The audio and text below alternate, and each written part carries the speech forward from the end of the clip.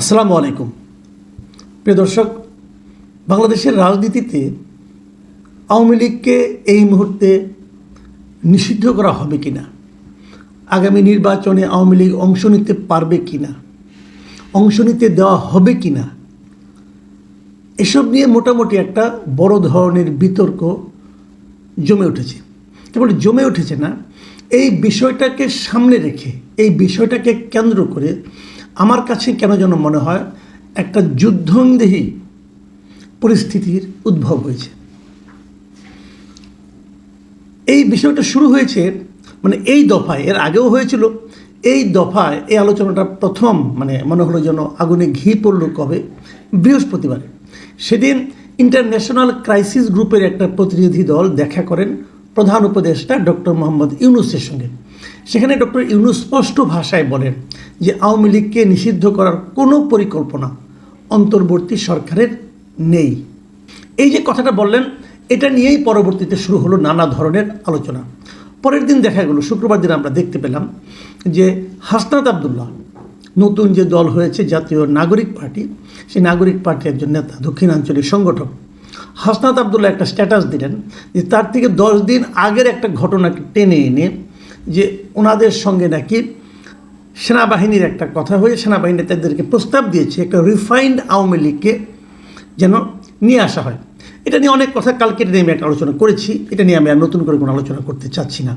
আমি খেলে প্রসঙ্গগুলো টেনে যাচ্ছি। তারপর কালকে রাতে আমরা দেখলাম যে এই নতুন পার্টির তারা একটা প্রেস কনফারেন্স করলো, খুব তড়িঘড়ি করে একটা প্রেস কনফারেন্স করলো, এবং সেই প্রেস কনফারেন্সে তাদের নেতারা বললেন, নাহিদ ইসলাম বললেন যে আওয়ামী লীগ নিয়ে যে বক্তব্য দিয়েছে প্রধান উপদেষ্টা, তারা সেটা নিন্দা করলেন। রাত 8টায় কিন্তু সেটা প্রেস কনফারেন্স হয়েছিল, জরুরি প্রেস কনফারেন্সে। সেখানে নাহিদ ইসলাম বলেছেন, আমি যদি ওটাকে বলি, যে এই যে প্রধান উপদেষ্টা যে বলেছিলেন যে আওয়ামী লীগকে নিষিদ্ধ করার কোনো পরিকল্পনা নেই, তারা এটাকে নিন্দা করলেন এবং তারা বললেন যে আওয়ামী লীগ কর্তৃক সংগঠিত পিলখানা হত্যাকাণ্ড, শাপলা হত্যাকাণ্ড, আগ্রাসন বিরোধী আন্দোলনে হত্যাকাণ্ড, গুম, ক্রসফায়ার, ভোট ডাকাতি, জুলাই হত্যাকাণ্ডের বিচার প্রশ্নে কার্যকর অগ্রগতি দৃশ্যমান হওয়ার আগেই রাষ্ট্রের দায়িত্বশীল পদ থেকে এ ধরনের বক্তব্য অনাকাঙ্ক্ষিত। তার মানে তারা সরাসরি প্রধান উপদেষ্টার বক্তব্যের নিন্দা করলেন। আওয়ামী লীগকে নিষিদ্ধ করা উচিত কি অনুচিত, এই আলোচনায় কিন্তু আজকে আমি আসলে যাব না, কারণ এটা নিয়ে আমি আগেও কিছু কথা বলেছি, প্রয়োজনে ভবিষ্যতে আরও বলবো, সেটা অন্য প্রসঙ্গ। কিন্তু আজকে আমি যে প্রসঙ্গটা নিয়ে কথা বলতে বসেছি সেটা আমি একটু পরেই বলছি। তো এই যে আওয়ামী লীগকে নিষিদ্ধ করা না করা নিয়ে নানা ধরনের যুক্তি, এটা তো হয়েছে, বহুবার হয়েছে, এবং সে আলোচনাগুলির মধ্যে যে জিনিসটা আমার কাছে সবচেয়ে বেশি দৃষ্টি আকর্ষণ করেছে সেটা হলো, দেখুন এই জাতীয় নাগরিক পার্টি বলেন, এবং আমি ইসলামপন্থী পার্টিরও আমি দেখেছি, তারাও নিষিদ্ধের পক্ষে কথা বলছে। তারা বলতেই পারে, এবং নাহিদ ইসলামও বলতে পারে, আমার কোনো আপত্তি নেই, কারণ তারা একটা পলিটিক্যাল পার্টি করে, সেই পার্টির আদর্শ, তারা হয়তো তাদের লক্ষ্য, তাদের পলিসি, রণকৌশল, স্ট্র্যাটেজি, বিভিন্ন দিক থেকে তারা এই দাবিগুলো তুলতে পারে। এটা নিয়ে আমার কোনো বক্তব্য নেই। আমার বক্তব্য হলো, প্রধান উপদেষ্টা যে কথাটা বলেছেন, তার উপদেষ্টা মণ্ডলীর 2জন সদস্য এ বিষয়ে কি মন্তব্য করলেন। কোন 2জন সদস্য? একজন মাহফুজ আলম, যিনি তথ্য মন্ত্রণালয়ের উপদেষ্টা, আরেকজন আসিফ মাহমুদ সজীব ভূঁইয়া।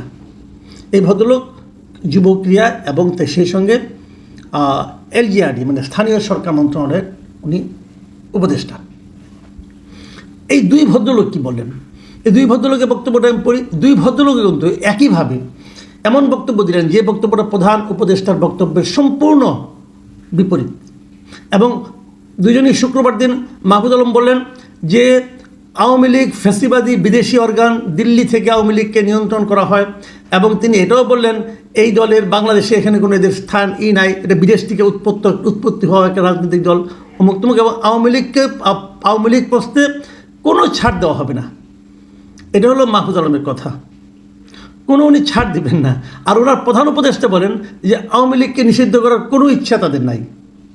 আচ্ছা, আরেকজন মন্ত্রী উপদেষ্টা, যিনি খুব পাওয়ারফুল উপদেষ্টা বলা হয়, সবচেয়ে গুরুত্বপূর্ণ মন্ত্রণালয় ওনার হাতে আছে, সে আসিফ মাহমুদ বলেছেন, শুনুন উনি কী বলেছেন, আমি হুবহু পড়ে শোনা। উনিও বলেছেন কিন্তু 21শে মার্চ যেদিন শুক্রবার দিন 20 তারিখে কিন্তু প্রধান উপদেষ্টা বললেন, তার পরের দিনই উনি ওনার নিজের ফেসবুক অ্যাকাউন্টে কি পোস্ট দিয়েছেন, উনি লিখেছেন গণহত্যার বছর না ঘুরতে আওয়ামী লীগকে ফেরানোর খায়েশ বিপজ্জনক, তিনি মন্তব্য করেছেন। তার মানে আওয়ামী লীগকে ফেরানোর খায়েশ হলো বিপজ্জনক। কে আওয়ামী লীগকে ফেরানোর খায়েশ করছে? খুদ প্রধান উপদেষ্টা করছে। এখন আমার কথা হলো যে প্রধান উপদেষ্টা, একটা উপদেষ্টা মণ্ডলী মানে ভার্চুয়ালি উনি প্রধানমন্ত্রী, তো উনি যখন কোনো একটা মন্তব্য করেন, কোনো একটা সিদ্ধান্তের কথা জানান, তাও কি বিদেশি একটা ফোরামে, বিদেশি একটা প্রতিনিধি দলের কাছে উনি যখন বলেন যে আওয়ামী লীগকে নিষিদ্ধ করার কোনো ইচ্ছা তার সরকারের নাই, তাহলে তার সরকারের দুজন সদস্য যখন ওনার বিপরীতমুখী কথা বলেন, তখন কি সরকার বলতে আর কিছু থাকে? আমি এই প্রশ্নটা করতে চাই, ওনারা কিভাবে বললেন? তাহলে প্রধান উপদেষ্টার বক্তব্যের জন্য ওনারা প্রতিবাদ প্রকাশ্যে করলেন, সেই প্রতিবাদের ব্যাপারে প্রধান উপদেষ্টার বক্তব্যটা কি? আমরা কোনটাকে মানব, আমরা কোনটাকে বিশ্বাস করব? প্রধান উপদেষ্টার বক্তব্যকে নাকি তার দুজন তরুণ উপদেষ্টার বক্তব্যকে? যদি ওনারা প্রধান উপদেষ্টার বক্তব্যকে অস্বীকার করেন, যদি তার প্রতিবাদ করেন, তাহলে ওনাদের তো কোনো নৈতিক অধিকার নাই সেই উপদেষ্টা মণ্ডলীতে থাকার। আমি তো কোনো নৈতিক অধিকার দেখি না। আবার যদি বিপরীত দিকে প্রধান উপদেষ্টা যখন দেখে যে ওনার বক্তব্যের সম্পূর্ণ বিপরীত বক্তব্য, ওনার বক্তব্যকে খণ্ডিত করে, তুচ্ছ তাচ্ছিল্য করে তারই দুইজন উপদেষ্টা বক্তব্য দিচ্ছেন, তখন উনি এবার কী করে ওনাদেরকে উপদেষ্টা মণ্ডলীতে রাখেন? মনে রাখতে হবে, এই টোটাল উপদেষ্টা মণ্ডলী কিন্তু প্রধান উপদেষ্টা নিয়োগকৃত উপদেষ্টা মণ্ডলী। প্রধান উপদেষ্টাই ঠিক করেন কে থাকবেন কে থাকবেন না। তাহলে উনি যখন ওনাদেরকেও রাখেন, তার অর্থটা কী দাঁড়ায়? সেই অর্থটা কিন্তু গুরুত্বপূর্ণ। উনি কি তাহলে বলতে চাচ্ছেন যে আমি যা বলি এটা বলার জন্য বলি, ওরা যেটা বলে সেটা করার জন্য বলে? কোনটা ভাই? এই পৃথিবীর কোনো দেশে তো এরকম হয় না। তাহলে সরকার কীভাবে টিকে থাকে? নাকি এই সরকারের এটাই বৈশিষ্ট্য যে যে যার যার মতো স্বাধীন, এবং একটা পলিটিক্যাল ইস্যুতে প্রধান উপদেষ্টা যেটা বলবেন সেটাই তো হওয়া উচিত। তো তার বিপরীতমুখী কথা অন্য উপদেষ্টারা কী করে প্রকাশ্য